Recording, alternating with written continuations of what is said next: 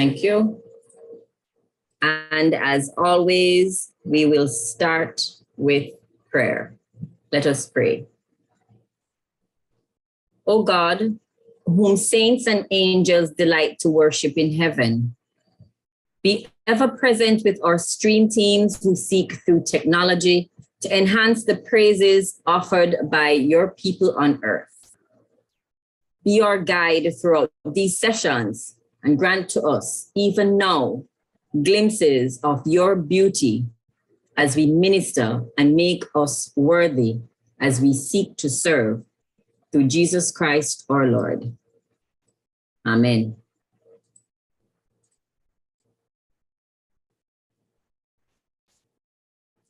All right, so just a quick run through of our order this evening. We're gonna do our look back, our throwback, and gonna look at what we've accomplished so far and where we can go. And we're gonna look at best practices with Dejan Davis.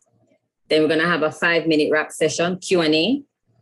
Then we're gonna go right into the presentation by Reverend Claude Campbell. Another wrap session. And we're hoping that by then Nigel and Darian, who is to present on SoundBoard, will be able to join us at that time. And then we have our general Q&A, where we, hash out things we may have dealt with throughout the sessions. So let's get right into it. So we've gone about 20 months of online streaming, videos, recorded service, Zoom service, things like that. But let's show a thumbs up in the reactions of how many persons that feel that this is here to stay. We have 27 persons on. Let's see those thumbs up. Only 4, 5. Okay, it's coming up. Thumbs up. All right. I thank you. Thank you for that. I feel that it's here to stay. It's an integral part of our worship, something we need to embrace. But alas, I am preaching to the choir, aka the stream teams. And what I have on list, we have about 29 churches that are streaming, recording, doing audio, doing PowerPoint presentation, and doing services online. And this is based on the list that is sent out Sunday mornings based on what I've gotten. We have 135 churches though, but I'm not saying every church needs to be streaming. But I personally feel that all our parish churches need to be streaming. We only have 8 parish churches streaming. If we get all our parish churches on board, then they can be the ones that lead and guide in that area to be the one that other smaller churches turn to for the guidance and the directive and even the facilities for streaming. That is my personal wish and my personal appeal. I'm looking to see if there are any parish church members that are online as yet. I'm hoping that they'll come on later. So what I've seen so far and what we've been doing, there are more YouTube channels, more Facebook channels. Let me get my slide up here. Where are we now? Right. More YouTube, more Facebook, more Instagram, and that is great. I'm not too sure about Twitter. Need to do some research on that. There's more sharing of posts, more services, more sharing of events. There are nicely designed preview images. I love that. Very proud of that. There are lower thirds for stating hymns and the prayers. Let me bring that up if persons are not aware of what those are. So this at the top image is showing you lower third. That's a hymn. And that's from St. Luke's Church Crossroads. And at the bottom is, can't remember the name of the church right now. And they are appealing to persons for contribution, donation, offering, tithing. I like that. I really like that. So there's more appeal where that is concerned. We need to do more of this. More churches need to do more of this. There's collaboration from churches to set up tech. And I find that there are persons who are embracing the tech head on. What we're basically doing is capturing and archiving our services for years to come. And this is a great tool for reaching more people quicker and further away. All right. So what I'm not seeing, I'm not seeing more clergy embracing the tech. All right. I'm not seeing more tech teams fully formed with a roster. Tell me if I'm wrong. I'm not seeing enough interaction online, conversations in the chats. I'm not seeing an appeal to non-Anglicans and non-Christians to join our family. And we also have to consider the hearing impaired. We're not seeing more that's being done where the hearing impaired and the visual impaired is concerned. And I say we because this is an area that I need to do some research in to get some data on where we can see what we can do. The automatic captions on, say, YouTube are not necessarily the best. Reason being, language barrier is a problem. Because if, when we get very emotional in what we're saying and we start to chat some patois, I don't think they can put the caption up for that. I think it was done once when, I'm not too sure who was preaching and it didn't come out too right. We're only streaming to one destination. People have flocked to YouTube and they've forgotten the persons who are still on Facebook, copy your link and share to Facebook or even share to Twitter if there are persons who are on Twitter as well. Sound is still an issue, but we're getting there and we're getting better. Car horns and vehicle noise and those kind of things, we can't really help. Our churches are right beside the roadside.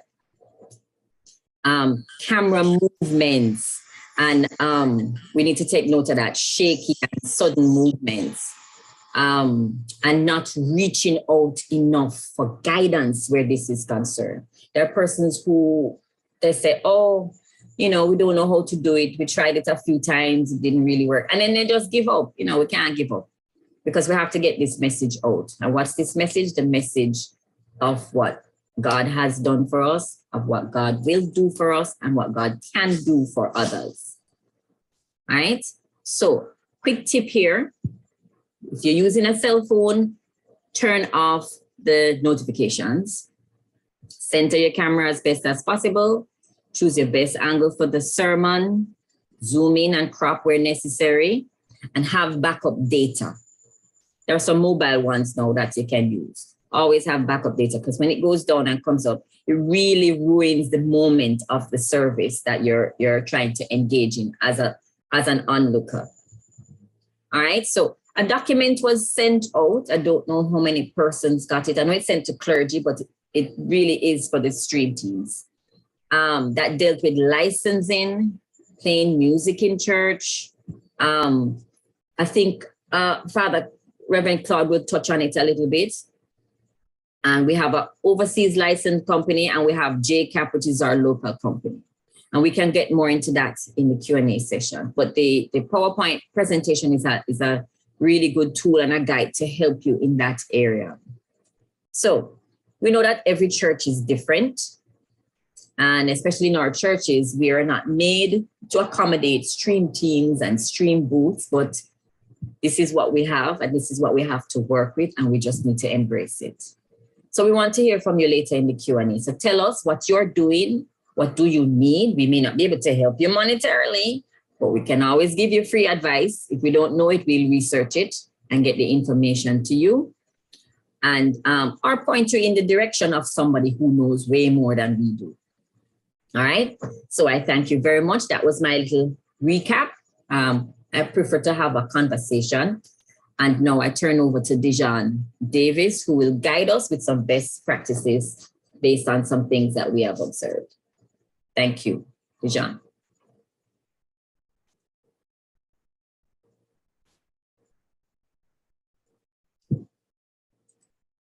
Okay, good. Oh, it's evening now. Good evening, everybody. I'm Dijon Davis, and I work at Church House, but I'm not a specialist by any means, but I think just going around and seeing some stuff and what we have observed, even within my own space, I just put a little or some slides together so we can engage. I mean, as I said, I don't know everything, but as we engage, as we wrestle with some of the things, as we identify things, and as we share, we will go through. All right, so let me start. And I'm glad that Clavia mentioned it, because each tech and stream team, friends and fellow streamers, our stream ministers, we are part of a ministry that is being shaped by our mission, right? Just like the ordained, you have the priests who preach and do the sacramental stuff. You have your commission members, your church army and your associate. You have your teachers, your Sunday school teachers and superintendent. The tech team and the stream team is not new, but is a mission now that we will use to do what? To tell the story, to tell that message of God, right? And so I know many times we think that, it's a one-man show and nobody else doing, but we can't talk about best practicing our practices and move on without understanding that, look at this is a mission, we're doing a ministry. And I mean, so that persons can engage and really be, well, engage with our various Sunday services from the comfort of their homes, because people go everywhere now. People look at the audio so bad, the video so bad, people talking there and they move. But we know that since the pandemic and we're streaming, we're reaching more persons.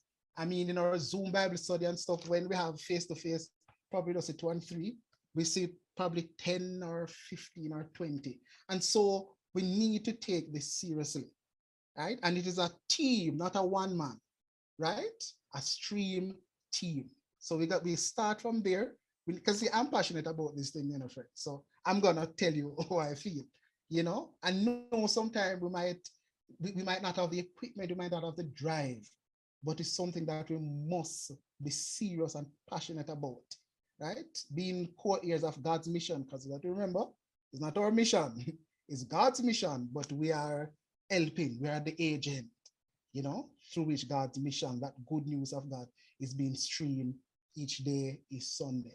So let us first remember that. All right, so we're gonna just look on some best practices as we protect our equipment, but how we bring that experience out to persons viewing as they encounter God, as I said from before, from the comfort of their home. So we're gonna look on what and where and how we store some of our equipment, because this is very important, right?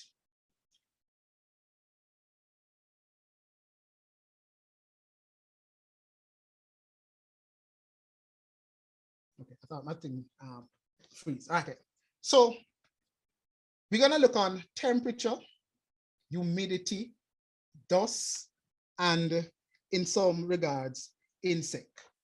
Now, I know, well, different things for different churches, but some people, we have the storage cage where we have our mixing board, and that will be discussed in subsequent presentation. But many of us have that little cage where when we finish, we just push some stuff in, push our mics and we just take up the cables and or extension, and we just throw them in. And it is important for us to see where in our churches we're storing some of these things. I don't know if any of you have this experience, but I remember some time ago, I remember when I went into church during the week and I saw the pastel candle, we had a large pastel candle. And when I pulled the church door in the middle of the week, I think I was going to a Bible study, I just see the pastel candle said, so like a you, you know, and also the candles on the altar. And I said, my goodness, you know, it's all in this church act. And so where we store is important, right? Where we store our equipment is much important. Is it close to a window where you're having constant sunlight, or that general area is warmer than usual, right? We have to pay, we have to be mindful of that. The humidity, if you are in some area where I am at now, where it's very cool, I can tell you, a lot of times when I go into the church, because there's a church here in East Rural, it's right beside the river. And I can tell you, when you crack that door and even sometimes you take up the books and the Bibles and stuff that is there, it is cold and it's damp. And I see it affecting a lot of the equipment. Sometimes the keyboard take a little time to come on. And the battery terminal, sometime of the cordless mic, I see it's being corroded. And so we have to, you know, be mindful of that. So the humidity, where also we store our equipment, we have to be mindful if the place is leaking. We know over the past couple of months we have a lot of rain. We know some of our church, which is just like some vehicle, they're kind of dry weather. So sometimes they leak, or it probably where your store is close to a window that probably missing a few glass or panes, and water will come in. So we have to be mindful of that, you know, and we have to be proactive. And so wherever we store our equipment, we have to think in ahead to say, suppose I don't right above the start to leak or start to come through the window. What we'll do? We have to think about some of these things. Is it that we're gonna get a tarpaulin or something? But we have to think ahead. So picture you're having your service and rain start to fall, and I mean, for some reason you say, but your son never used to leak. No, you have to stop to go, you know, to tell somebody, get something to cover that. And it kind of detract, because remember what we're trying to do. We're trying to be less seen as possible as we bring the service, as we minister to persons online. So the more distraction and the less moving up and down, we need people to engage, you know, in what is going on. And of course, dust is important. Well, getting rid of dust is important, right? Same thing with our mixing board, with our microphone. And I tell you, when they talk about the mixing board, they will tell you about just in general, dust and cleaning up our area. Insect, right? We don't want to take up our microphone that, you know, we're gonna put close to our mouth and you see roach and all sort of something running out of the general area. And so, and I know a lot of our storing cabinet, it's full of all sort of something, that we can show, boxes and all sort of something. And so we have to be mindful of that. All right. So how do we store some of these things? Now, don't panic, right? I know some of you say, but we're gonna buy that. Don't worry. I just put something up there, right? So it depends, because some church have your storing cabinet. Some church, I know, we store it in a little side room. Some churches, I see, we carry over the thing to like the vestry or the priest's office or another office and stuff. And anywhere, it doesn't matter where you're storing. It doesn't matter where you store your equipment. We have to be mindful of the surroundings, right? All right, so this is one extreme. So these are some containers that you can store your stuff in. Now, I'm not telling anybody to get these. I'm just showing you one extreme, and I'm going to show you another little one. Your good old backpack. Your good old backpack. Now, we know we have our cords, or mics, and sometimes our extension and stuff. right? We don't have to have any elaborate system, but we can organize ourselves so our things is safe and easily reachable, right? And so even a backpack like this, it doesn't matter where you store your equipment. One of the things I've gone around and I see microphone does show down in rector's office on the table. So if you take up a paper, I drop off and roll, right? And as somebody said in the chat, and I agree, I was going on to say that the backpack must be padded, right? It must be padded. If and even if you have a little one, and friends, let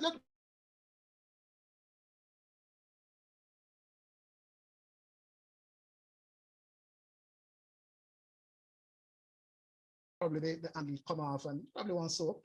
And even if it want a little more padded, this, you know, that little bubble thing where we always have to pop off and thing, right? You know, that little thing when we open our gifts and our appliances and we love to burst. I don't know any of you still love to do that. I love to do that. That is really, really taught me to meditate and stuff. We can get some of these things to put in our the bags, any sort of foam. I know sometimes when we buy our shoe and the ladies them, you know, those shoes them and all of these things. And I think mostly man shoes, you have some of these little foam like a thing that is inside. We can collect them and any bag or anything we have and we start to pack them. Huh? So like a bag like this now, and you want something with many compartments, yeah?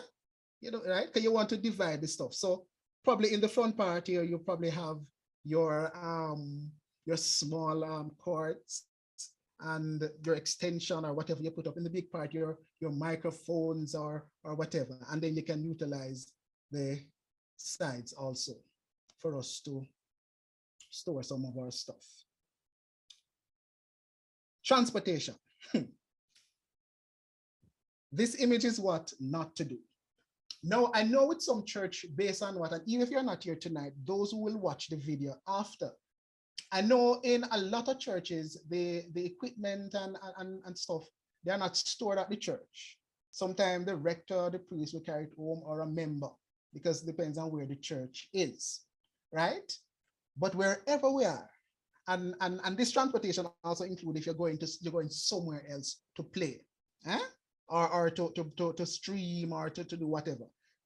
While transporting our equipment is very important, friends. That image is what you must not do. Everything stuck on top of each other, right? And so churches who have simple PA system, like a microphone and a little stand and a speaker. And as I said before, I know some of you will take it home. I used to laugh at a colleague at a church house, and no, it's not Clavia. Usually when they go on the road, I always say she come out with a sheet. And the first I said, what we're going with that sheet? But I realized what she was doing, because we have to protect not just the equipment, but our vehicle. We have to protect our vehicles. And so what we'll do with the speaker, we would wrap up the speaker or any other equipment in the sheet, and we'll put it in our trunk or the back of our car. And we can see it makes sense. Eh? And if you're thinking about a speaker, but you know, and if it's a powered speaker with the little knobs at the back, you wouldn't want to put those knobs facing down. You would put the speaker in whatever you're transporting the equipment in, face down, the part where the speaker is down, and the knob to the back up, right? Or out, so you don't damage that. So transporting your equipment is really important, and we have to be mindful of that.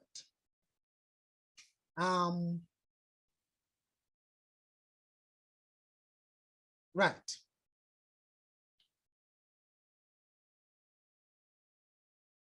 This is supposed to be proper setup. Now, friends, I have been to a lot of places where I see microphones. And, you know, I tell people, you know, by the end of COVID, a lot of churches would have to replace a lot of these equipment, because what I'm seeing, not cutting it, but I will get to that. A lot of church, and I'm telling you, and even if you know, your church have all, our duty is to see what we can discuss tonight and tell a friend. I mean, everybody a friend or somebody go to church. And it don't have to be an Anglican church. Anywhere you are, we need to protect our thing, value for money, yeah? And so many times I will go to church and I see people have the microphone, almost like a bookmarker, right? So they don't have any stand. And so you place you open your Bible or the lecture or whatever, and they put the microphone in it. And so people go up to read, and sometimes you go and sometimes you're nervous and if you see mic in there, you flip page and the mic drop off. Or people put the mic on the bench and the mic roll all over the place. What we do? Invest in our stand. But in the meantime, if you don't, if you're gonna put the mic, and the lectern is a no-no. Do not place your microphone on the lectern. I don't care how big the thing is, do not place the microphone on the lectern. Prevention is better than cure, yeah? I'd rather you place it, if the lectern is close to a bench, like the choir section, if you're gonna put it on the bench, put it closer to one side of the bench and put like a book to guide it, right? So you're gonna put it perpendicular to the back of the bench or parallel the side closer, and a book or something. So if it roll to the right, it will roll in the bench, and if it roll to the left, it roll in whatever you use. We have to protect our equipment, friends. We have to. Far too long at church, and you see mic a drop and this a drop and all sort of thing, right? And so we have to try and see if we can invest in a stand to hold the mic. And we have to be mindful of also the clip, right? Some of us with the cordless microphone, some of them are a bit, the diameter a bit wider than our regular dynamic microphone that we use. And so we have to be mindful of the type of clip, because sometimes I think we put the dynamic microphone that we use, the regular cording mic, into one of these bigger, older, and you just like it just drop down in there. So you have to be mindful of the size of our microphones and the older. Right, let me skip over this for now. All right, proper cable coiling technique. This one is well, we have to be mindful of this also, friends. Eh? I have gone and I see people wrapping, rolling their cords almost like, you know, when you finish with your, what they used to call that thing, it's jack or thing where you fling out and then you're rolling up the cord or irons. We have to pay attention to how we coil or recoil some of our cords. This thing that where we put it over our hands, and I've seen persons do it, but I don't know. I don't know. And I mean, we can discuss and we can disagree or agree, and you can enlighten me. But I don't think I like that method. I think sometimes we're not mindful. Well, not that we're gonna pop off our hand, but sometimes I think we stretch the cord too much. And it's not that it can't be done, but we have to be careful too, right? And so a simple one, as I show you, we start with our cord here. And we, just as we follow, we start to take time and we make that loop. We make that loop. We make that loop. And try not to make it as big, but try not to make it as small. I know sometimes we work with some long cables, but we still have to be careful. Right? I don't know if you're seeing that. And we take time and we wrap it. Now, when we finish, what do we do with it? Sometimes after, and we know sometimes we wrap it up and it's beautiful. And then you probably put it down, go to something and you say, Lord God, it pull out. Well, some of these straps, fasten, and I bought some of these things and I can tell you, they are useful.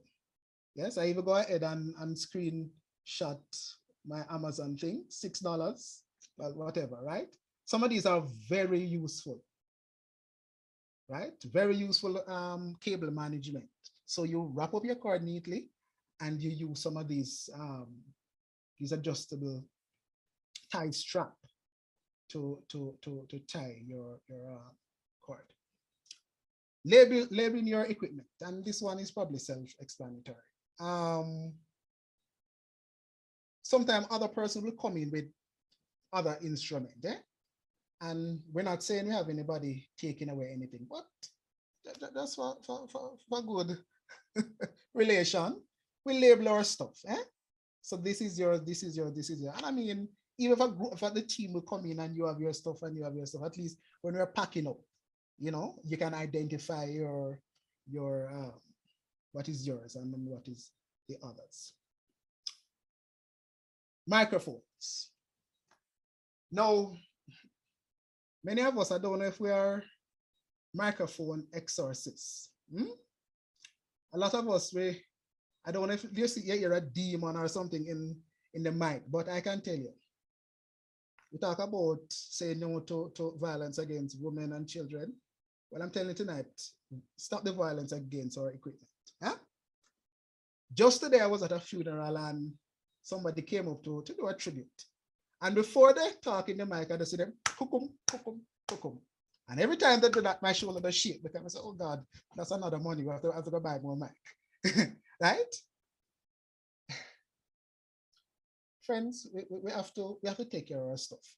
And don't feel a way to tell your visit. And I know a lot of times, yes, or even our own church member, but when you have visitor coming, do not, if you want to do it publicly or you do it before, tell them please to just take care of our equipment. Right? Many of us might have the strong dynamic mic, but you see, these mic have something inside we call a diaphragm. Right? And yes, you might have rugged mic, but mic, they're not invisible, right? Or invincible. They can be damaged, right? And so the quick thing, we can talk in the mic, or we can stop. And I'm not saying you can't hit it, but this thing where we, you know, and also how we hold the mic when we stand. You see, a lot of persons, they go up, they want to check out the mic and they want to have it in their hand. And I don't know if when we see the mic, we think about our nice double-deck ice cream at our favorite dessert place, but we can't hold the mic parallel to our body and expect to hear. Maybe if you have a condenser microphone that are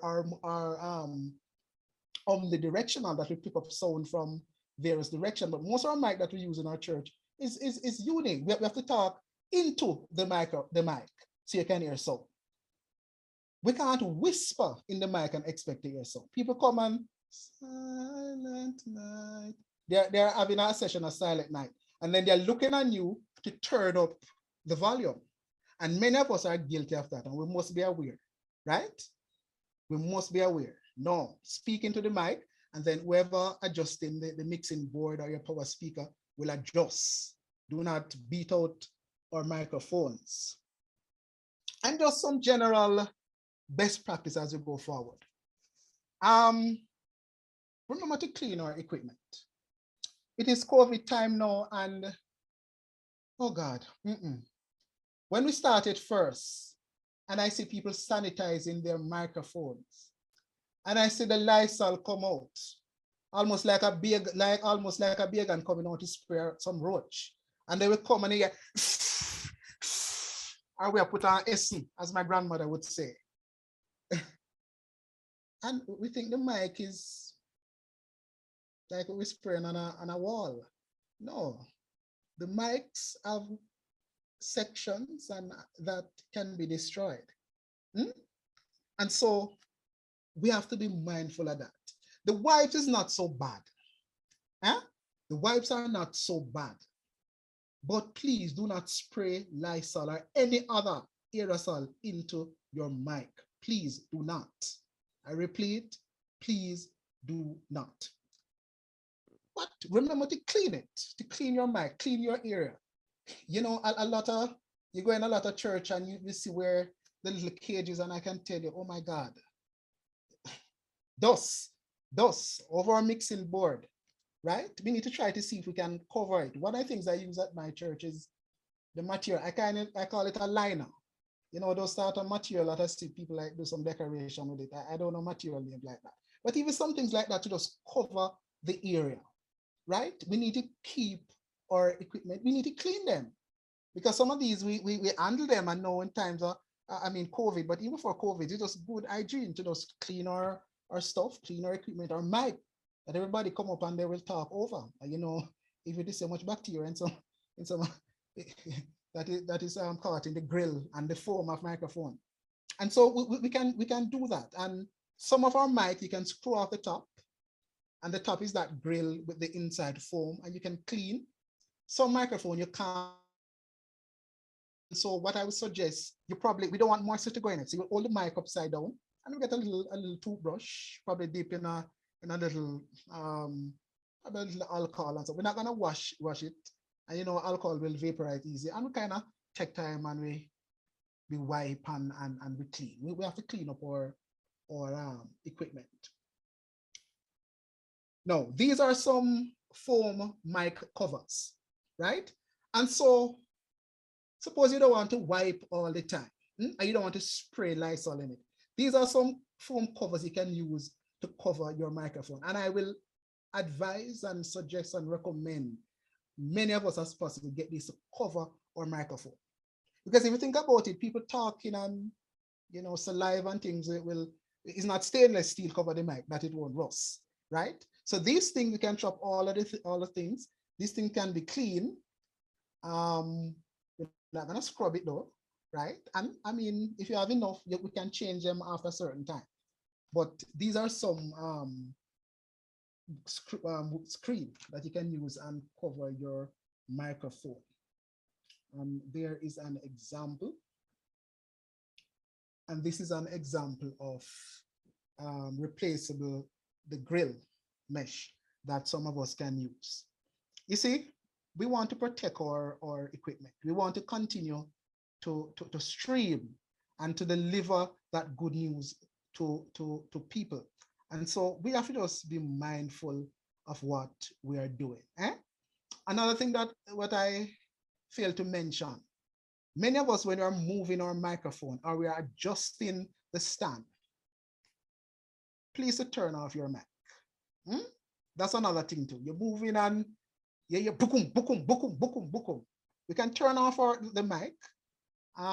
If the person operating the mixer can probably kill the channel by turning down the fader or so. But I think the ideal thing, just click it off or put it on mute. Some mic have on, off, and I think when you go in the middle, you have mute. Turn it off or put it on mute, and we make our adjustment and we turn it on back, right? The screeching sound, and that's the thing too. When we hear the feedback, just run and just kill it. Turn off the mic. You know, some of us, we look in there, what is going on here, right? Just kill the sound, and we can make the adjustment, and we take time and we turn it back on, right? But don't adjust while we're hearing the sound. Kill the mic, turn it off, and we make that adjustment. One more thing before I close, our tripod stand that we use to put our cameras on when you're streaming. Try to become intimate with the stand. And I think Clever mentioned it before. Try to become intimate with the stand itself, the different section, the different part. Because sometimes you hear the little squeaking thing, and sometimes it's not because we don't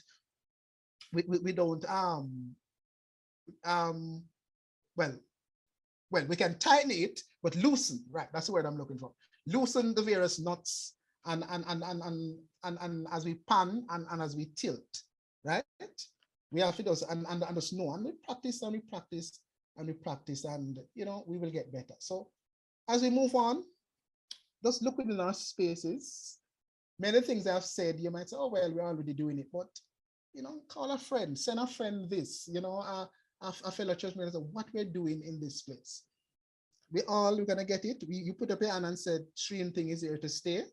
So we have to get better each time so we can have good stream teams, good stream service, and the good news of Christ being heard and being experienced. Thank you. Oh, I was saying, sorry about that. I was saying, thank you, Mr. Davis. And I was saying, we're gonna do a short Q&A at this point. And I've seen there's somebody's hand is up. Joyce James, if you have a question or a comment. You're free to do so now. Actually, I was just clapping Dijon for Okay. that very informative session that he did. And we Yes. have to take note of what he said, especially keeping the equipment clean and not killing the microphones with it. I was taught at some stage, don't hit it, just blow into it and you should get a reaction. Right. Correct. Correct. All right. Any other quick question before we go right into Reverend Claude's presentation? All right, we can store those questions for later. All right. So we're going to go right over to Reverend Claude. Let me just tell you a little bit more about Reverend Claude. You may be wondering, why is a priest presenting on tech? Well, that is because the priest is a techie, right? Reverend Claude? Rev? Okay. That's correct. That's absolutely correct. And not immune to technical challenges either. Okay. Okay. So he's a solutions architect at CIBC First Caribbean International Bank, and he has been working as an IT professional for over 30 years, primarily in the banking industry. So security is definitely key. And he has been the webmaster for St. Andrew Parish Church from 2004. So welcome, Reverend Claude Campbell. And he's having an issue with his camera. So sorry about that. But he has a presentation for us today of keeping our content in a safe space. Yes. Okay, good evening, everyone. And as I said, even though I'm a techie, I still fall prey to technical challenges just like everybody else. So today, for some strange reason, my video really just isn't working, and I don't know how to actually get it working this time, but we'll press on without it. So the talk this evening is about publishing recorded content to a private space. And you may be asking, of course, why is this necessary? All right, now, context is everything. So we've talked a bit about it before as to what are some of the things that we've been facing since the new normal hit us. So since March of last year, with the onset of the pandemic, we've had to gradually adjust to new circumstances and realities. I mean, certainly everyone will, recognize immediately the protocols of having to wear masks and washing and sanitizing your hands often, and the uncomfortable thing that we're not used to, which is to maintain a social distance from each other, even when we're friends, we're family. We've had to get used to that. We've also had to get used to significantly fewer persons attending church, and especially our older and our youngest members, who, for whatever reason, they're not either not allowed or they were not physically able to attend worship services. And as a result of needing to reach out to our membership and to others, we have introduced online streaming and also the recording and circulation of sermons or entire worship services by one means or another. We've mentioned it as well that one of the wonderful realities of the situation we're in is that we now find that the message of the gospel, the good news, is still being proclaimed locally, but it is also going nationally and even globally as a result of the use of the digital media. So having become overnight broadcasters, one of the things that we've kind of stumbled upon is that we now have to think about intellectual property and ensuring that as church, we are ethical and fair in how we utilize the copyrighted and non-copyrighted works of others, and ensure that we address any required licensing obligations that may present themselves. And I'll talk to those in just a little while. So whenever anyone creates an original work, as they have been blessed to do, by the talents that they have, whether it is writing lyrics for a hymn or a song, or composing music, or even just performing or publishing any such works, they actually have an implicit copyright. And those works that they have produced, it has become their intellectual property. So we have to be considering and thinking about things like that. No, there is a legal licensing framework under which we're allowed to share the use of such works that are included in our live and recorded services. Because when you think about it, we didn't, all of us there in the church, we didn't write those beautiful hymns that we sing, or the songs that are the modern songs that are played, or the that accompany a liturgical dance or something. So all of that material, we have to now consider what is the copyright status of all of those things that we include within our worship services. If you look at the CPWI, below each hymn, great care was taken to identify the copyright status of each of those hymns. And where copyrights exist, you will see that it's noted there. Where something is perhaps in the public domain, you'll also see it noted there. Now, entities such as the Jamaica Intellectual Property Office, or JIPO, and the Jamaica Association of Composers, Authors, and Publishers, JCAP, those are two local bodies that they seek to protect the rights of the intellectual property owners.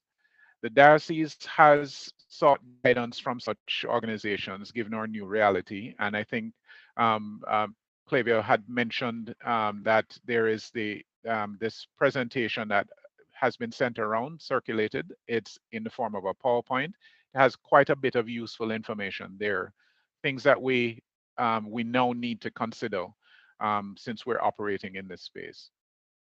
One key consideration is whether we're using the works of others, the intellectual property, within a public space, which carries one set of responsibilities, or if we're using it in a private space, where fewer obligations tend to apply.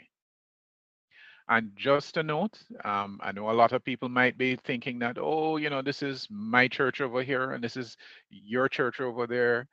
According to JCAP, in doing their presentation to the clergy, they made it quite clear that church is deemed a public gathering. So anything performed or done within the setting of church, it is considered public, just like if it was, for example, a concert that's being held at Emancipation Park or somewhere else. It's considered to be public.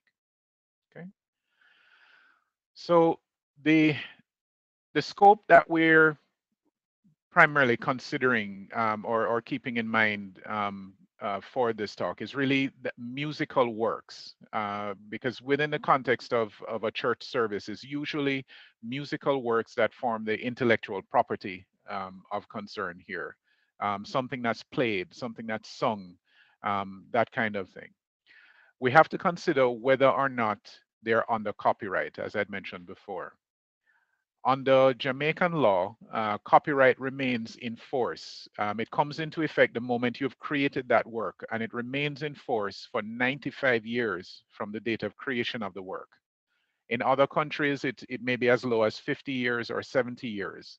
But Jamaica, we've put in some significant protections for persons who have created these works that they do own the copyright on. So although 95 years sounds long, it is actually trying to ensure that that persons and their estates, even after they've passed, they do continue to earn from the fruits of their talents.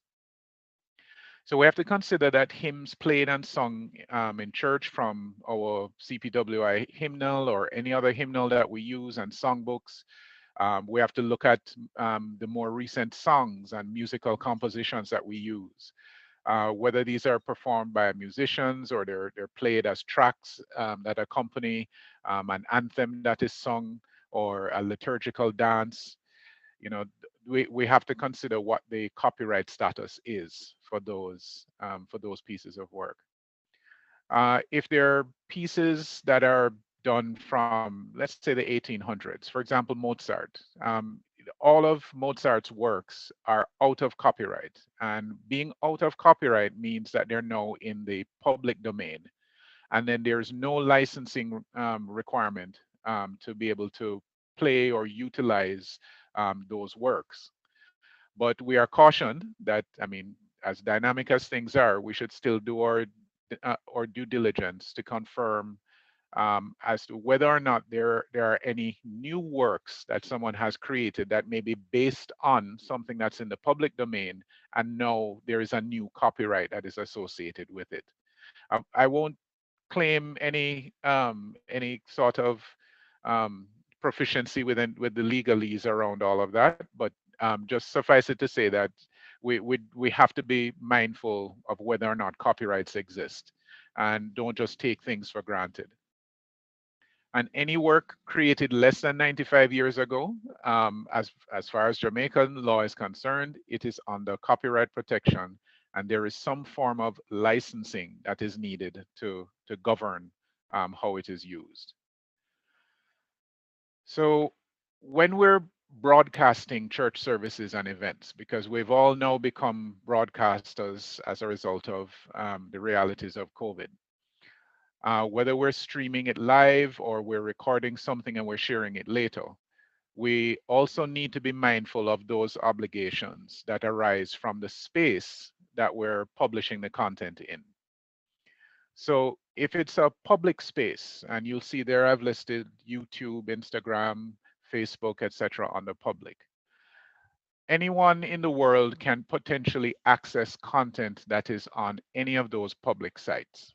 And as such, the licensing requirements that apply there, according to JCAP, it falls under what's called public performance rights, and a public performance license would be required for that.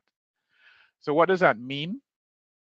It means that when we are going to be live streaming a service from church, we really have to ensure that we have licensing in place to cover the use of any copyrighted material that forms a part of that service or that event that we're streaming. And it is also required that we have a license to stream, a license to broadcast. So a license to cover the use of copyrighted material and a license to stream in public. So that's two sets of licensing, two forms of licensing there. So that's something that we didn't think of before, but we're now being made aware that this is the requirement. Persons in the entertainment industry, they're familiar with the licensing regimes where this is concerned, but we are actually just learning this now. So we now have to keep these things in mind and make sure we put the necessary licensing in place. If you leave content in a public space continuously, there is also a requirement for ongoing licensing. So what that means is that if we've done a live stream from our church, we've done it through Facebook or YouTube, and the video is now on Facebook or YouTube. If we leave it there for an extended period of time, we're continuously broadcasting that same service within that public space. And there is additional licensing that is required for that. YouTube and Facebook, Instagram, etc., they will take down your content. Some will block it, some will issue a takedown notice, but essentially, if there is copyrighted material within what you have published to their public space, and it is still there after a time, I won't get into what that time is because it varies from one service to another. they will actually issue a notice to take down that content, meaning you're not supposed to profit from having that content out there unless you have actually licensed it. And if you fail to take it down, they will actually take it down for you and block access to it. The JCAP license that you can acquire, it allows you to use the works initially, so that covers, the copyright, the use of the copyrighted material, as well as the ability to stream legally. But it doesn't cover continuous posting on a public site. So that's so additional licensing from an additional party may be needed for that. And how does when you acquire the license, how does it prevent YouTube or Facebook or Instagram taking down your site anyway, even though you've paid? What would happen is when you've paid for the license, they actually whitelist your service or your particular site on these public spaces, so that YouTube will see, oh, you've paid up, you have a license in place, you're whitelisted, so it doesn't issue a takedown notice, because they will know that you've actually paid for the licensing to keep it there. The YouTube, I think some people may actually be familiar with publishing on YouTube, and you know that there are actually 3 designations of content of videos that you have on YouTube. So there's the public or generally available content. So you can have a video that's up there and it is accessible to everyone, and it's considered public. You have 2 other designations of videos that you have there for YouTube. One is unlisted and the other one is private.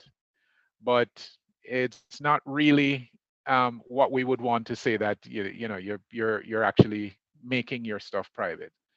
So unlisted videos, they're not, by default, they're not included in public searches or in playlists when people are looking for content.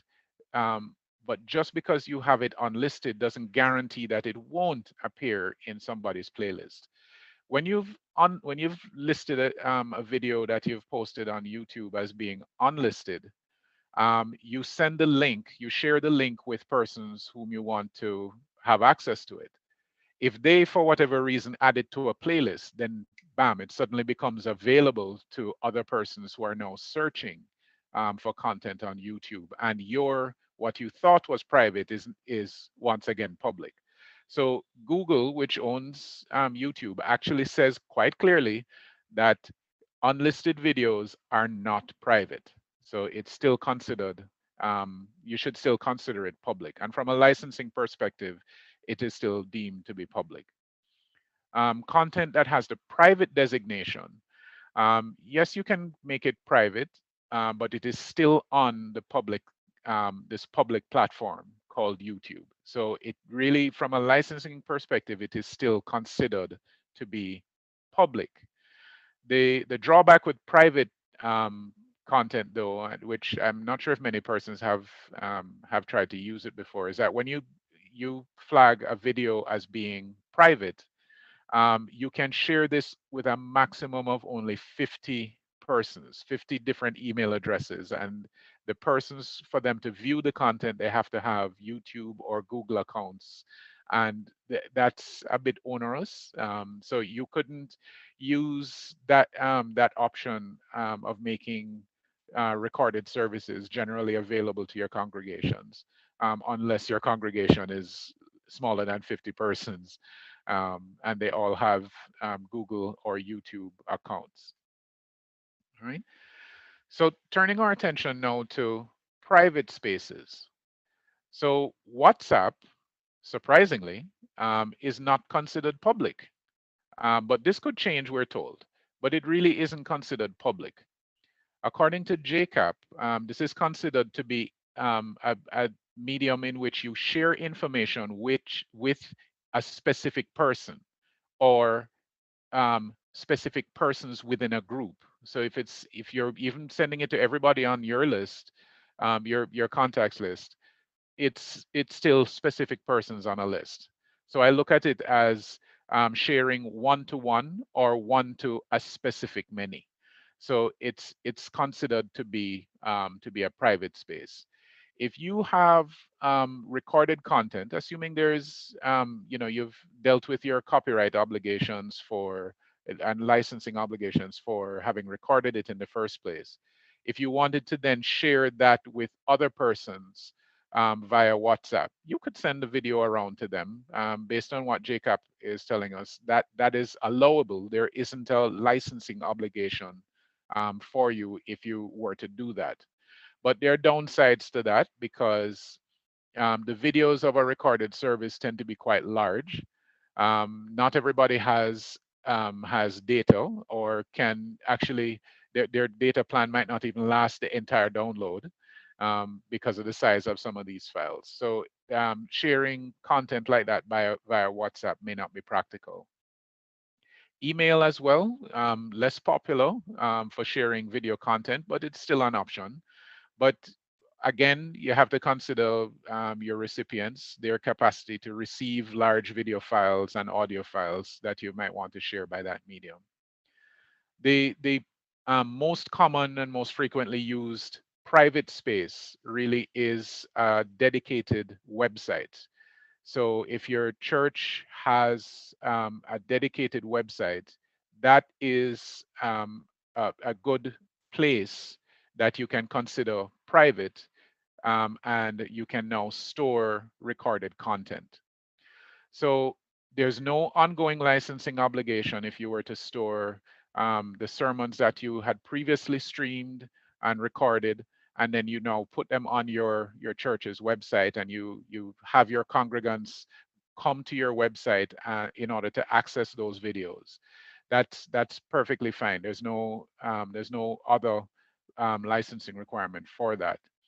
And what it allows you to do as well is you can curate the content.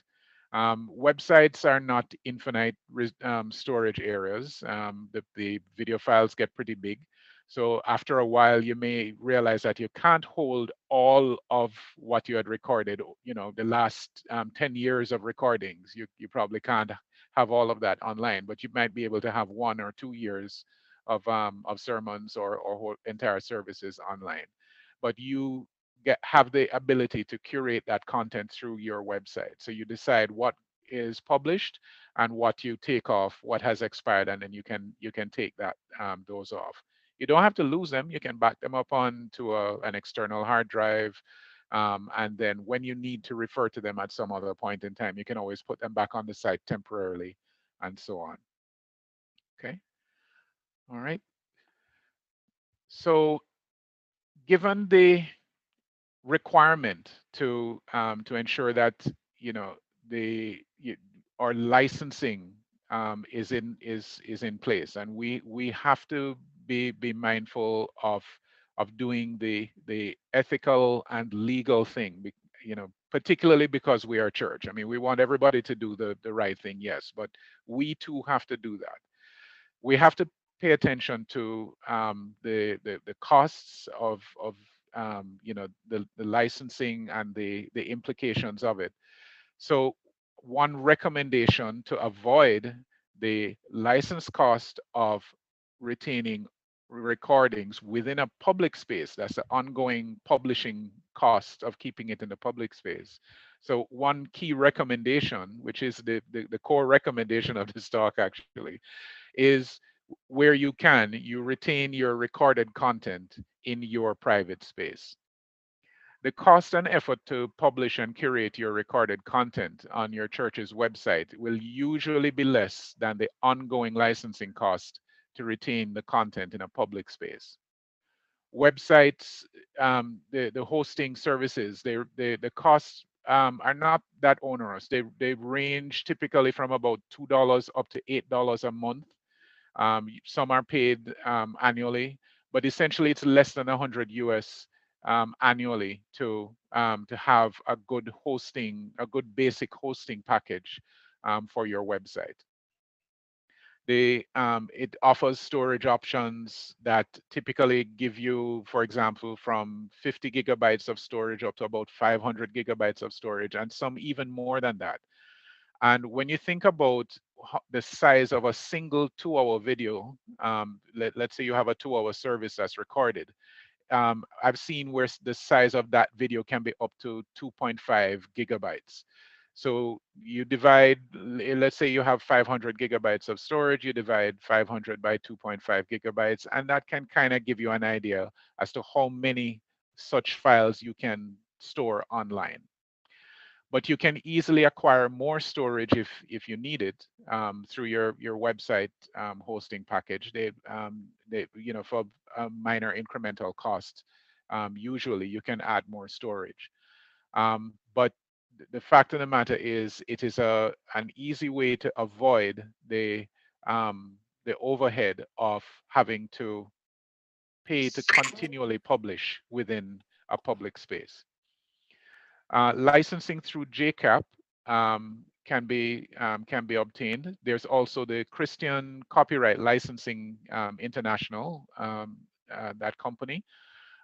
Their licensing can run you in the range of approximately $500 annually, just to be able to cover the initial, the copyright coverage as well as the streaming coverage.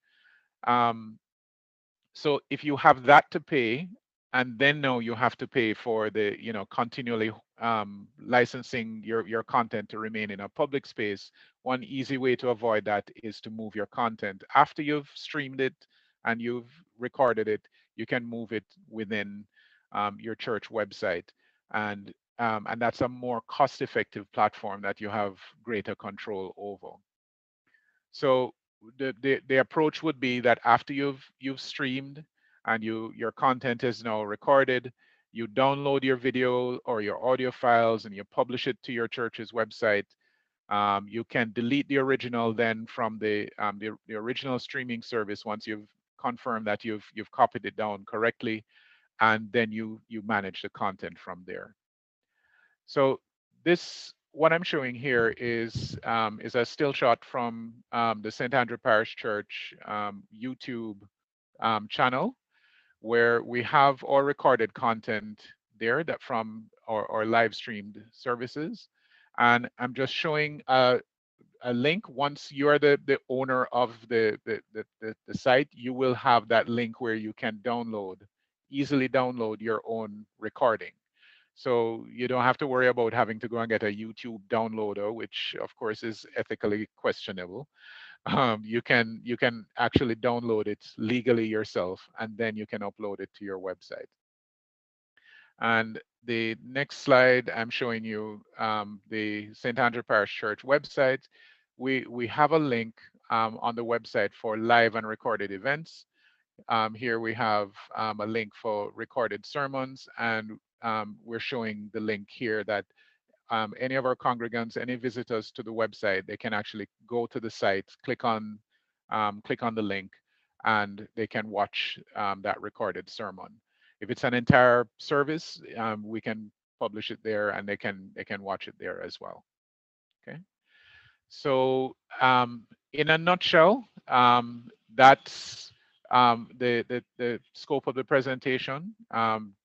Essentially, giving you the recommendation that after meeting the necessary licensing obligations that we have for using copyrighted material and for streaming, broadcasting within a public space, we can avoid the additional licensing overhead of continually keeping our content within a public space, and avoid the takedowns, where these sites will actually take it down after a while, by moving our recorded content onto our church website.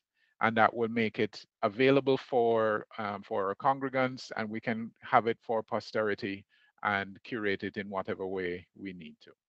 Okay. All right. That's my talk today.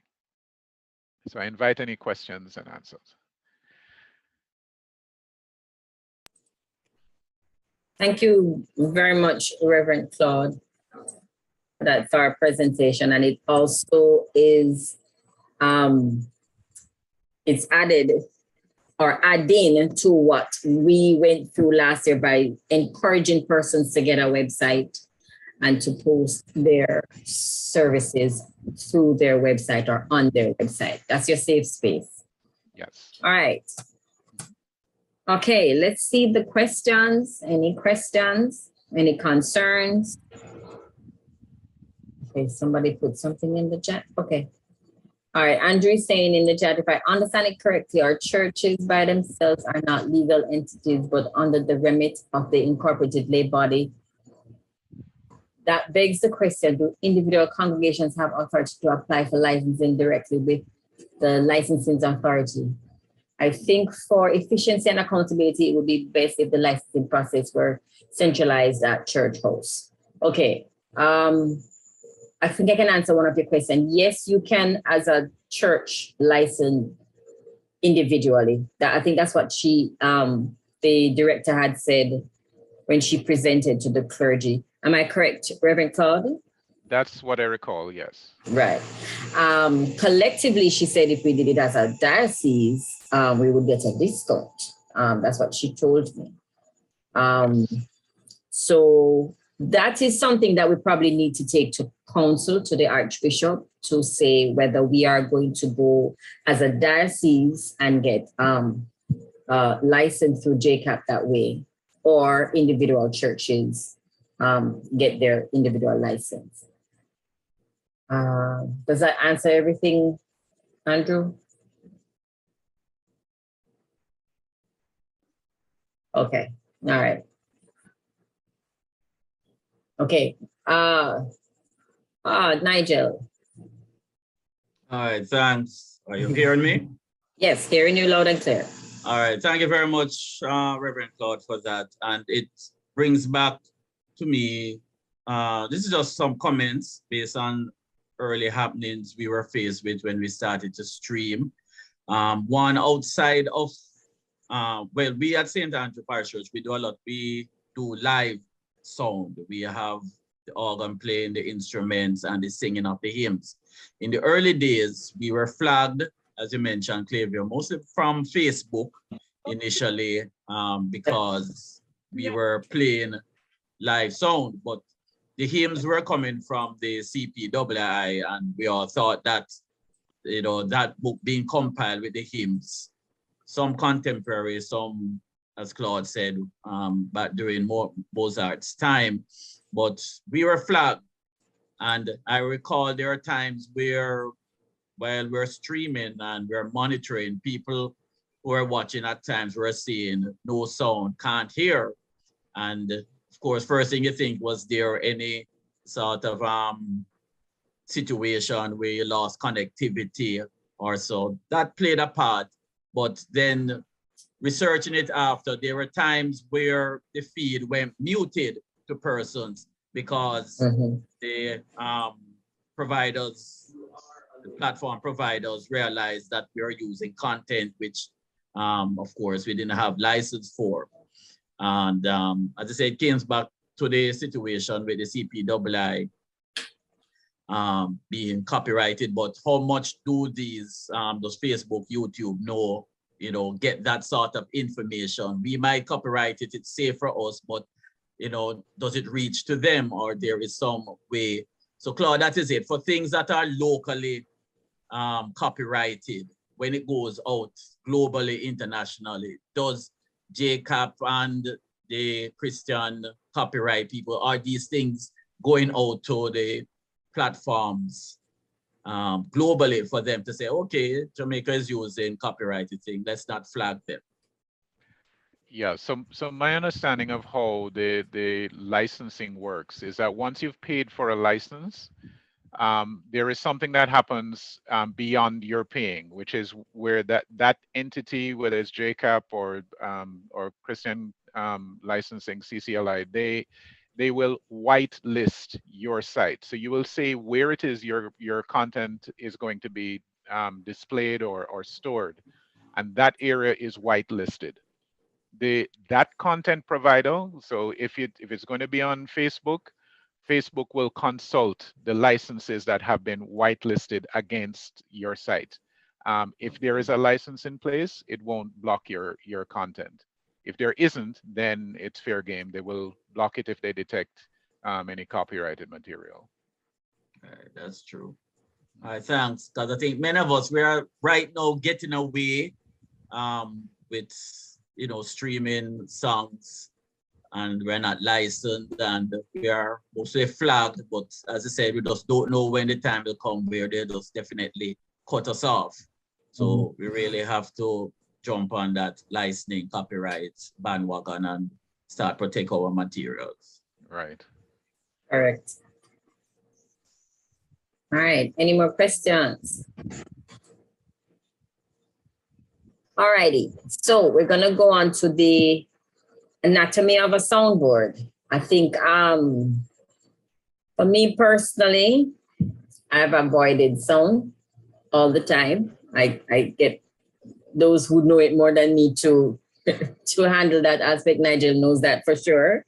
But as persons who are involved in getting streaming done, we all need to know what goes where. You don't have to know the details of it, but just the basics of it. So when, you know, when it comes down to the crunch and you're at service and something goes, you know, okay, that was muted or that was faded down.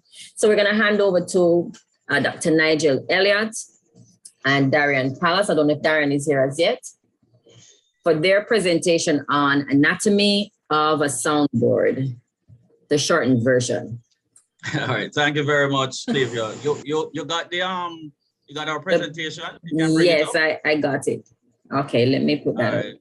Mm-hmm. All right, while you're doing that, good evening to all, and really happy for this. And I really want to use this opportunity to congratulate our streamers, stream geeks, stream ministers that have really jumped on this aspect of ministry that has really taken Jamaica, our church, and the world by storm. And it is really, really fascinating how it has reached. And I'm sure we are all learning as we go along. But as Dejan said, we are all not experienced in this field. A lot of us are just volunteers, some with the techie knowledge and the techie background, but we have all been seeing where this has really helped our church members, those who are still local, not coming out, and especially those overseas that are really, really happy to be here involved in the ministry. I want to start first. Cleve, I can go up to the front. Let's a little bit of where we were, right, until Darian comes on. Hopefully he just texts me and say he's traveling, but we'll see how well he came on. All right, you can make it to slideshow.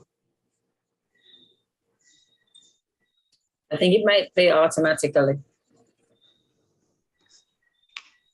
Shouldn't be moving automatically.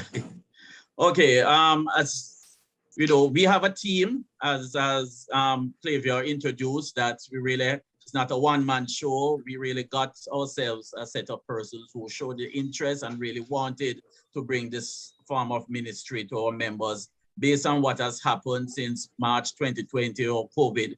The pandemic had caused a major shift in our worship experience.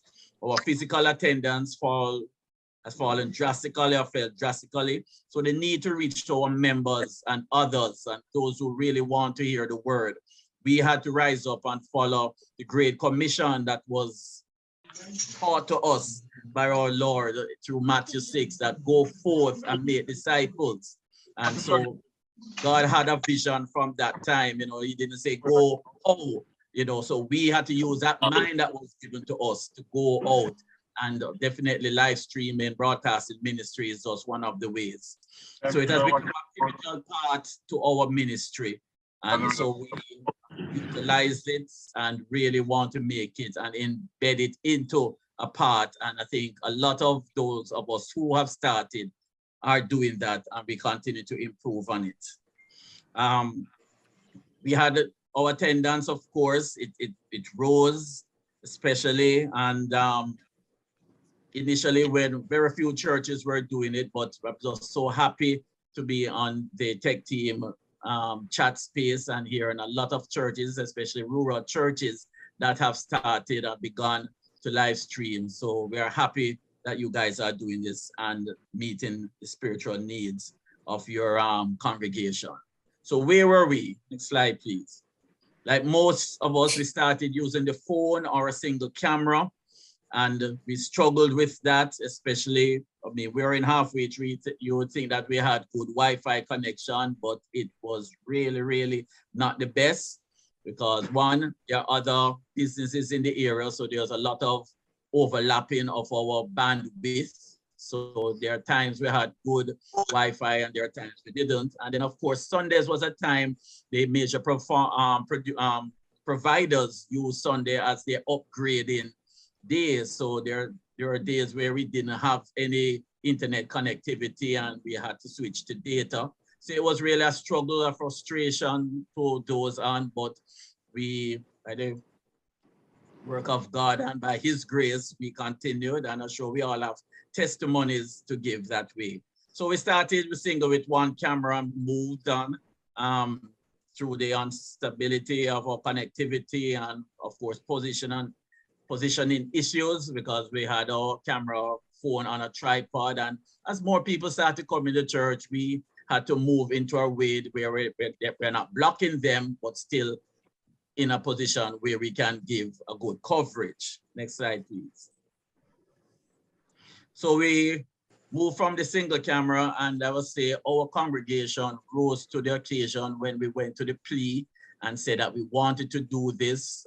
We got quite a bit of financial support and help from our congregants, both local and overseas. And up to this time, we still have persons who are still more or less, giving donations to the kitty in order to keep the stream going. Right, so where we are now, we have moved from the single camera, single phone now, where we have established a multi-camera system. And these cameras are now mounted on the columns in our church. So we are no longer blocking persons standing behind the camera, the tripod. We're able to mount them on the wall. So persons who are coming in now have full view and space of the sanctuary and seeing what is happening. And so we have upgraded our camera, good HD, which is high definition, improving the picture. And we have the type of cameras we call PTZ, which is, remember it is point, tilt, tilt and zoom. Pan, tilt, and zoom cameras where we can operate it remotely. And I'm happy to hear that quite a few other churches are going that direction. And when I watch other broadcasts of church services, it's very useful, very good type of camera.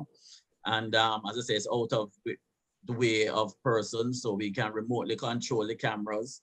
And we have improved on our connectivity. We have moved from Wi-Fi to Ethernet, which is more stable. We're not depending on the Wi-Fi for internet connectivity. We now have a wired connectivity, which is more stable. And I encourage those, if you can employ your pastors, your church wardens, your church committee, if you have Wi-Fi and if you are able to go to Ethernet connection, if you're still having problems with your connectivity, that is the best and safest way to go. And of course, we in this way improve with our sound quality. And as the diagram shows, because we still do a lot of live sound, so it was a challenge for us because the organist is playing to get the proper sound of the organ on our stream. We have a violinist who comes in occasionally. We have a bass guitar. We have a drummer. There's a flautist who comes in at times. So we were challenged with sound at St. Andrews. So we had to really work and make sure that we got our sound up. So our system, as the diagram shows, we run our sound separately and different from where we run our video. So we can control it. We have a person dedicated to handling the soundboard and just managing the sound. So this has helped us to improve on our sound in the church. And to improve on the broadcast. Next slide, please. Right, so this is just a diagram showing we use OBS, that is Open Broadcast Service. That's the software we use that broadcasts our stream onto our platform.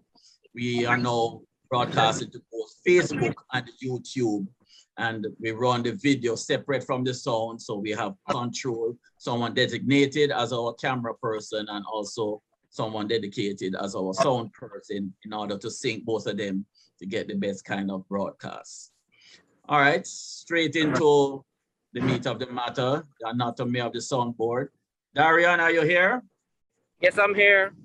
All right, sir. Thank you very much, and over to you. Good evening, everyone. All right. So I am going to be going through a very light and edited version of the anatomy of the soundboard, as it would actually take us probably about a week or two to go through all of the soundboard. So, next slide, please. All right. So basically, the definition of a mixer is actually there, and as it says, you know, it's a board or audio mixer or console, and some people refer to it as a sound desk because it actually is a desk in some cases that you use to tune, tweak, as Nigel mentioned a while ago, to get that perfect sound or that perfect reproduction of a specific instrument, the organ, or someone's voice. And, a lot of people will tell you it's better to have poor video than poor sound, because if you have poor sound from a movie or even a church service, you don't want to watch the actual service, because 9 out of 10 times, especially as church service, you're there for the word, you're there for the hymns, the music, etc. So next slide, please. All right, so this is a cross section of a mixing board, right? And from the very top, it has the inputs or the inserts, the gain, equalizer, an area called auxiliary sense, hand tilt, the mute buttons, and the channel faders, right? All right, and the next image beside it, we're going to be focusing a lot on that, which is just basically what a channel is. So a channel is a composite of everything I just mentioned: an input, insert, again, the equalizer, the auxiliary sense, the pan, the mute button, and the channel faders. Now, we're gonna move now so I can, you know, give you a better idea what these are. All right, so if you look at this image, the red knob, well, the silver things at the top are actually the inserts. Now, most mixing boards have two main types of leads. You have a quarter, which is that, and there is a black end, which is an XLR, which seems to have been cut off in this image. But it's basically 3 pins that go into an insert that has 3 similar lined up holes. So then you have the gain. Now the gain is what you use to give majority of the audio that comes into the board and goes out through the speaker boxes. And almost every mixing board, every channel will have this ideal makeup. We have the gain, which is the red knob at the top. Then the gray and white knobs are your equalizer. Now, depending on how big your soundboard is, or how detailed your soundboard is, you will actually end up with more equalizer. Because we have your top, your mid, and your low, right? So bass, treble, tenor. Some boards, you can have a cut area for your bass, and you can have a cut area for your middle. So that's actually what those white knobs are on the board that we have at church. The 3 green knobs are your auxiliary sends. Now, one of these sends we use for a monitor, which is over the choir. One of the green sends we use for the live, and the other one we use for Love FM whenever they record at church. The 2 blue ones on this particular board can also double as auxiliary sends, but they are also effects or sound effects that you can add to each and every channel. Next slide, please. So further down on the channel, right, is the pan, which basically, if say you had a keyboard that you can run into the board left and right as mono or stereo, right? Because we know mono means one and stereo means left and right. So if you were to run the keyboard into the board on two individual channels, you could pan one side left with that yellow button. So the left half of the keyboard insert at the back of the keyboard would go into one, and you run that as left and other side as right. The red button that is below the yellow pan button is a mute button. Once again, almost every mixing board should have a mute button, especially on mid to large boards. Tiny boards, they might skip the mute feature. The fader now is a channel fader. Every mixing board has a fader in the form of an actual slider, which is what this style of board has, or another knob at the bottom that tells you that it's the volume control. So most boards go from a negative figure in decibels all the way up sometimes to a positive 10. All right. And there are some additional buttons on this board because, well, if you note some of these the buttons here, beside the red one in particular, there's a red light. Now the red light means that at this point that the board is actually muted. And the one beside it, which is not lit, means that it's unmuted. There's also a word right above the white button right below that. That's also PFL, which stands for pre-fader level. But you can also use that to listen to the particular channel just to hear what's happening on that channel. Then you also have the groupings for the board. Next slide, please.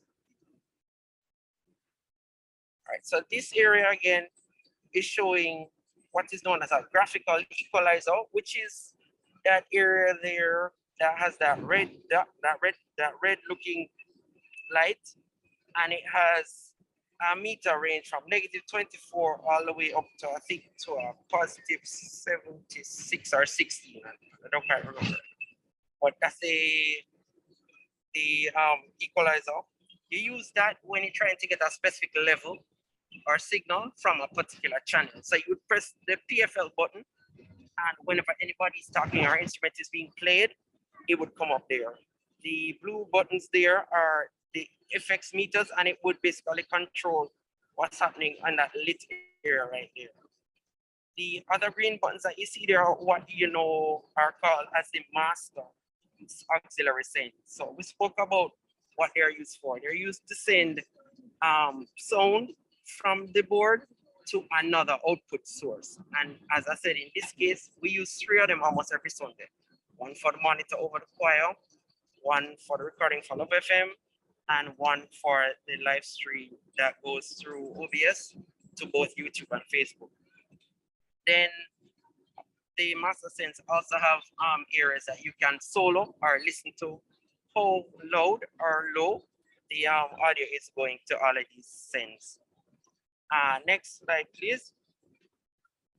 So these 5 faders here are actually what is known as the master faders. The 2 groups of 2 are known as groups. Now, those other gray buttons that I mentioned and the channel lines are grouping. So what you can do is you can actually bunch a series of microphones together or a series of instruments together and have them on one of these 2 groups. So the groupings are usually 1 to 2, 3 to 4. Some boards have groupings all the way up to 6, depending on how big the board is. The master fader is what the maximum output it will be sending to the speaker boxes that you have connected to it. And above that on this board, you have what is known as a master mute button. Now that button is very important because if you don't realize that that button is muted, everybody can make all the noise they want in the church. No one will ever hear what is going on. Unless, of course, you're sitting near to them. So always be mindful of that button. Next slide. All right. So basically, these 2 videos was just, once again, just flowing from the top to the bottom, showing you all the different areas that make up the board. The input area, which is the XLR, the leads, the gain, equalizer, auxiliaries, the FX area, the mute button, the faders, and yeah, that would be. And that's my time. Any questions for myself or Nigel?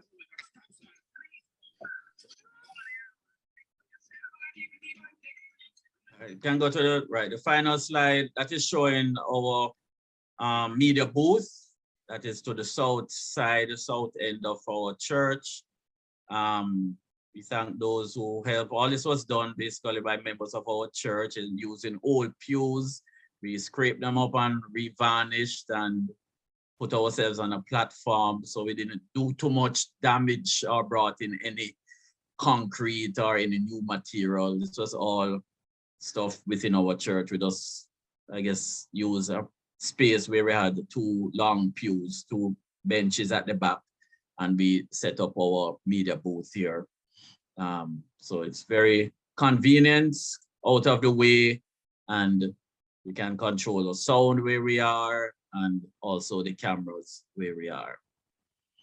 So thank you very much. As I know, it's a very technical thing. As Darren said, we need more than just a few minutes here, but we encourage any of you who are buying larger soundboards or even those who get in soundboard for the first time, please contact us through Clavia Dijon, and we'll be happy to assist you in setting up and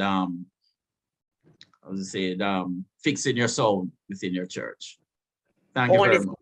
Only thing I would add, Nigel, is if you're going to be buying a new board right now and you have the money to do it, I would say go digital. That's my 2 cents. Go straight to a digital board if you can afford it. If otherwise, buy an analog board, which is what this is.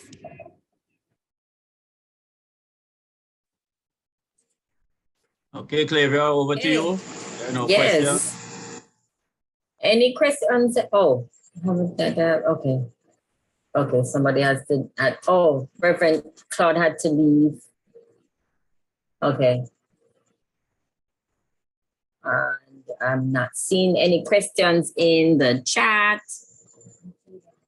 Kurt Brown has his hand up. Oh, go ahead, Reverend Kirk.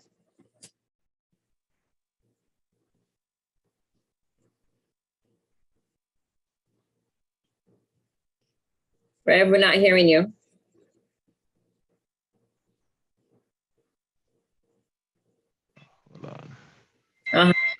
Hearing a little now.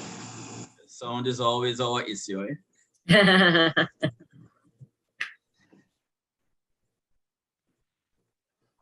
We heard something a while ago. Are you hearing me now?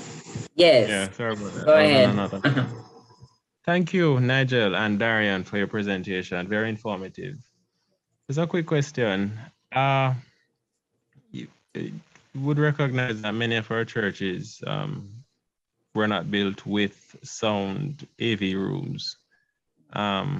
If I'm at a church and we're considering to put in a room, can you say how many persons should be in that room? You know, what was the minimum size that we should consider for a proper sound room? I'll say maybe 3 or 4. Our booth, we have seating for 3 right now. Sound person, the camera person, and the broadcast person who is managing the software to broadcast.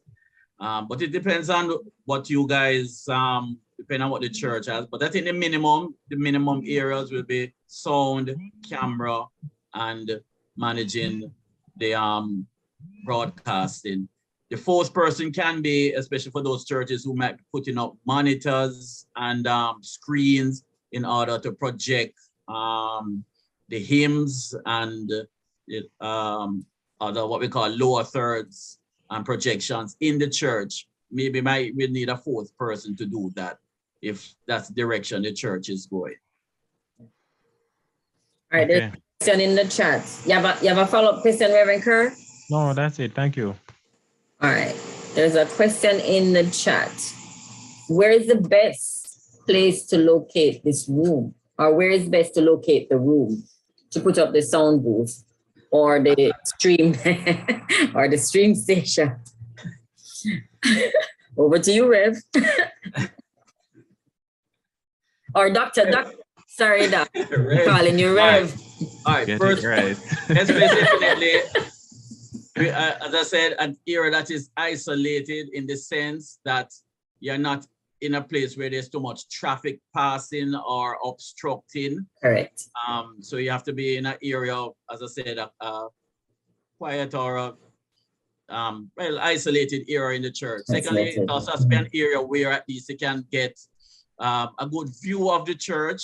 Some broadcasters will say, like, you really don't need to see the church because back in the day when people were broadcasting, they you know, like when think of TVJ, JBC, they said the truck was outside of the stadium or the arena, you know, and they could do. But I guess for our kind of ministry, we want to have some sort of eye contact with the priest or anyone up there who is leading the service. Also want to be in a position where we can see the choir director, the musical director, you know, in case they are doing any changes and they need to signal us, you know, this person is going to do a solo piece and so. So it has to be, those are the two areas I consider here where you can see the church, or you can see the sanctuary where the priest is and where the musicians are, and also try to be located in an area where there's less traffic. It's not in the middle of the church where a lot of people or kids will be running by, especially if you might have some wires running behind you. Don't want nobody tripping and all of that. So, you know, it is something. Is Andrew with us still from the cathedral? I think he should Andrew is share. here. Right, Andrew, share what you guys are doing, because I know the cathedral is large, big, and a lot of little crevices, so to speak. You know, but I know it's a challenge. Side where they're not seeing what's going on. Right. But those are the 2 or 3 areas I consider. All right, Khalil, you got that? Okay, all right. Andrew? Hi. Good evening, everyone. I was expecting to speak, but I know. I put you on the spot, but I know the challenge you're having. So hold on, let me turn on my video. Hi, all right. So good evening, everyone. I'm Andrew Hutchinson from the Cathedral. So in these past few months have been quite a challenge. An exciting challenge nonetheless. So we started, what did we do? We started just as COVID, the first quarantine or lockdown. So we've never actually missed a church service, thank God. So what we did initially was we did our services via Zoom. So like we just played the hymns and had Canon set up in his living room, and then we did the services from there. But we quickly realized as well, the same licensing issue, that if you just play the music over YouTube or wherever, YouTube or Facebook is going to say, hey, you can't do that. Luckily, our videos or pages or videos weren't ever taken down, but we did see where Facebook especially will say, oh, we noticed that you have some copyrighted music, and they'll just delete that. Yeah, it will delete that section of the audio. Yep. And so it makes for a very unpleasant viewing experience when you go back to watch it, because you'll be watching it and all of a sudden you just hear nothing. YouTube isn't as strict, fortunately. So YouTube will just allow it, but if you're on the back end, looking on the page, you'll say, oh, you have some music here, we won't take it down, just so you know for the future. But you can't get any monetization. You can't monetize it or whatnot. But we did that for a while, and then when we were able to come back into church, I actually used a cell phone. I had a spare cell phone that I used to what do you call it, live stream from Facebook initially only. And I found an app that allowed me to configure the phone so that it could be used basically like a camera.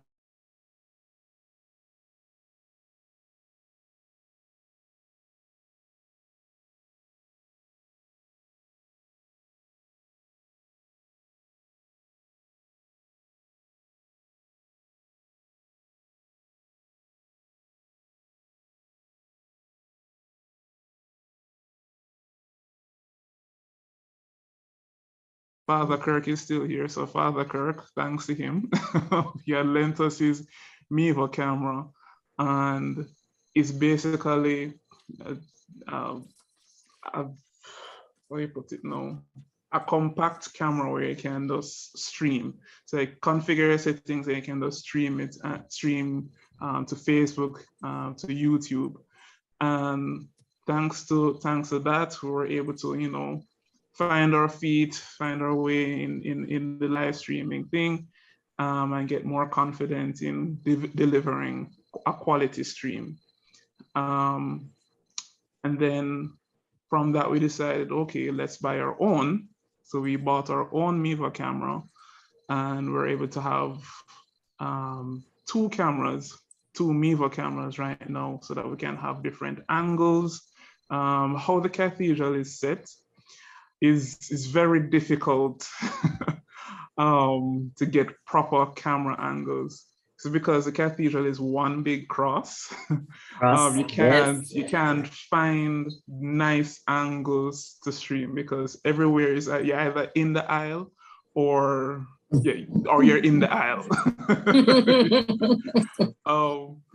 So unlike the other churches where you can have something set up like at the back, and just capture the altar quite nicely, cathedral, it's not so easy to do that, because if we were to have like a nice clear line from the back of the church to the altar, you wouldn't see anything up at the altar because it's just too long, So what we did was, okay, let us put the cameras at the intersection of the nave and transept, so at least you'll have the lectern. We can see the lectern directly there. We can see the rector stall there. And if needs be, well, right now, because Canon usually uses the main altar that is at the intersection right beside the lectern and the rector stall, we could have the camera set up there. In the past, you'd use a high altar, which would mean I would have to take our camera and go all the way up to the altar to capture up there, which is a logistical nightmare, because your camera is up there, but then at the same time, the mixing board and everything else is just underneath the pulpit. So while you're at the mixing board, you can't see up at the altar. So it made for an interesting time. But right now, as I said, at the main altar, which is close to the center of the church, we have our two cameras set up so that we can see more or less from where the mixing board is and see the cameras and manually operate the cameras. And so some exciting things. We're investing in, well, not investing, but we have invested in PTZ cameras for the cathedral. So we'll set them up in such a way that you can see clear up at the altar, towards the east door, as well as the rest of the church. And we'll still also use our Mivos, if to have, like a more personal, because of course the PTZs will be mounted high up, so that we can capture as much as possible. But for the one-on-one or more personal feature, we'll use the Mivos to capture that as well. And we use vMix. So whereas Nigel and Darren use OBS and Claver use OBS. Everybody uses OBS.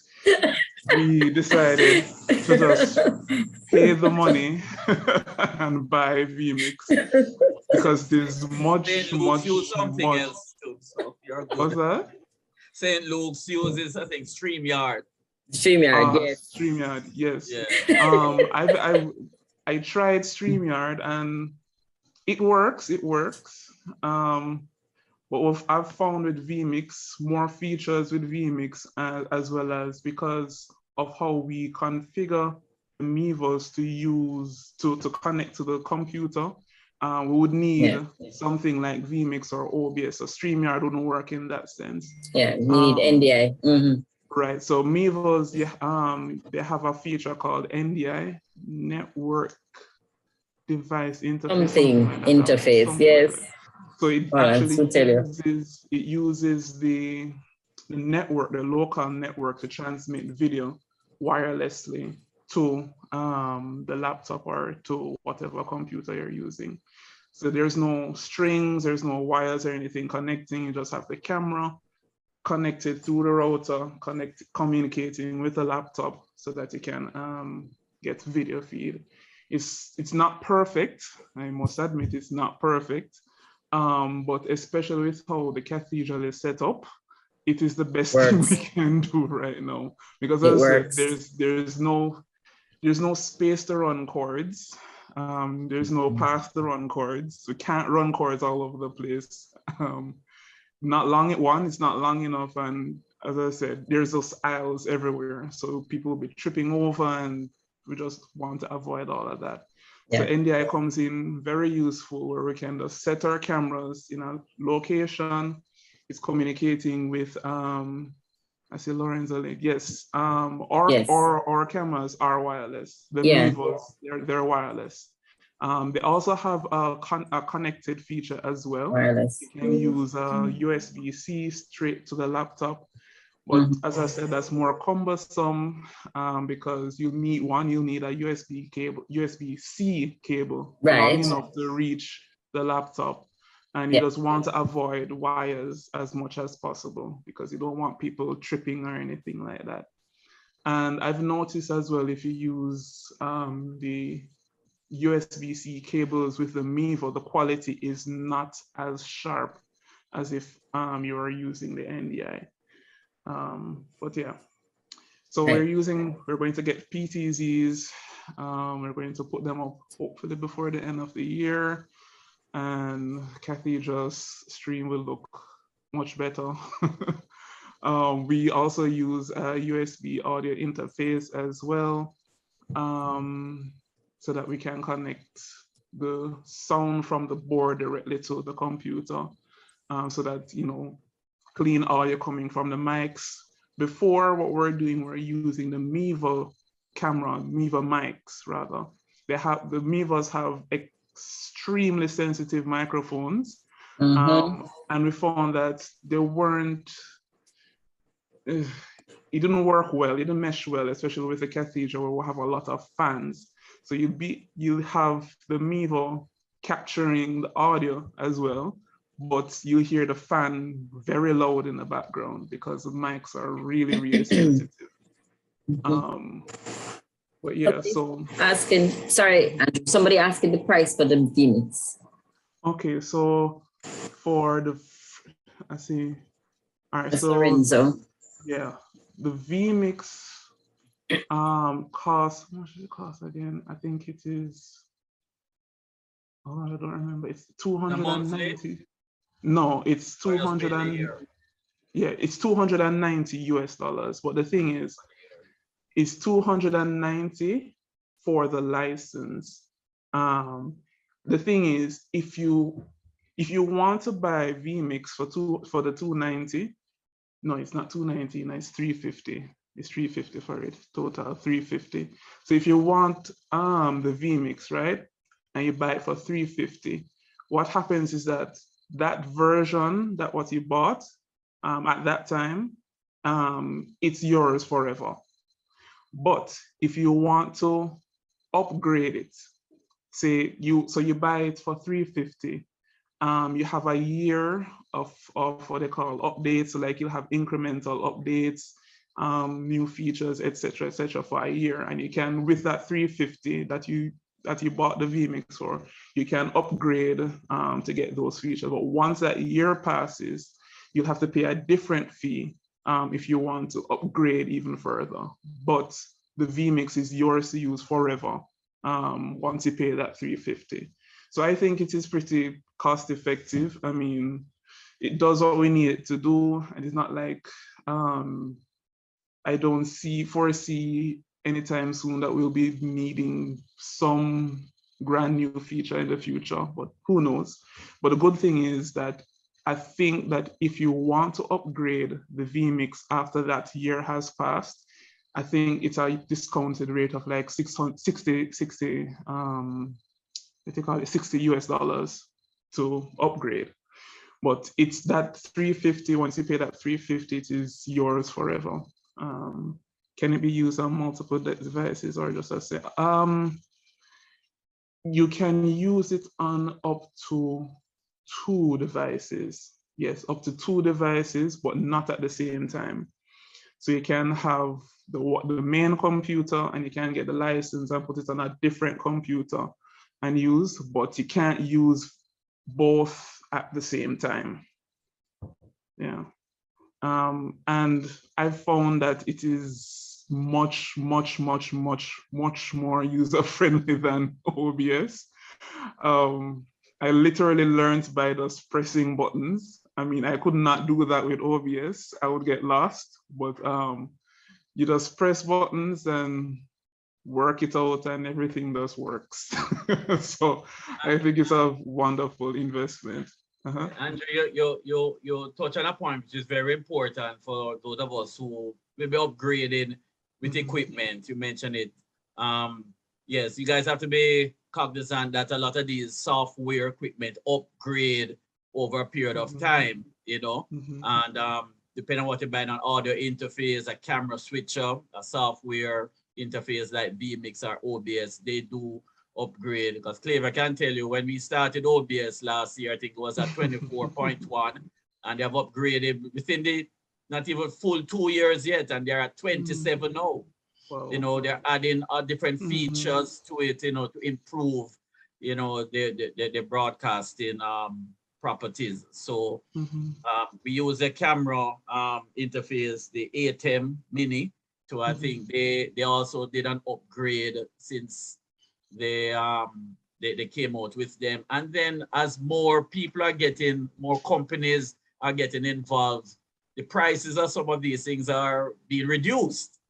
So for the smaller churches out there, in a sense, it's a good time to look, to shop around, although our dollar has gone up, you know, but the prices, the US prices of some of these equipment now, like the PTZ camera, the generic ones are coming out now, you know, so the prices are very much more competitive.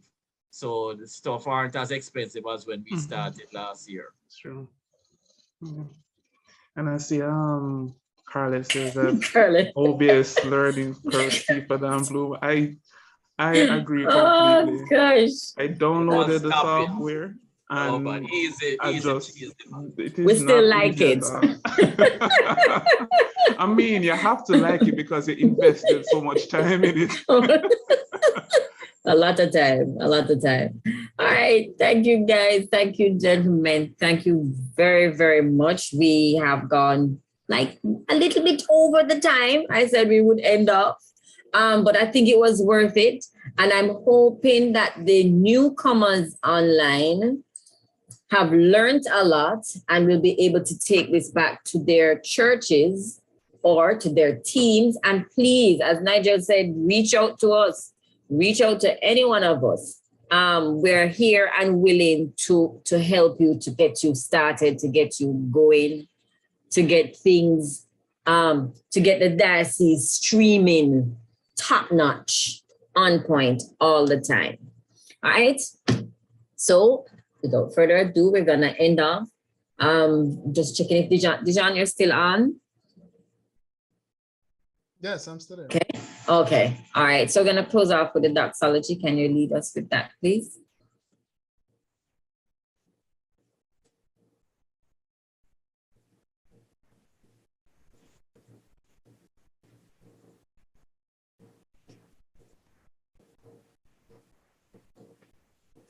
Oh, the thing just freeze a while ago. Oh.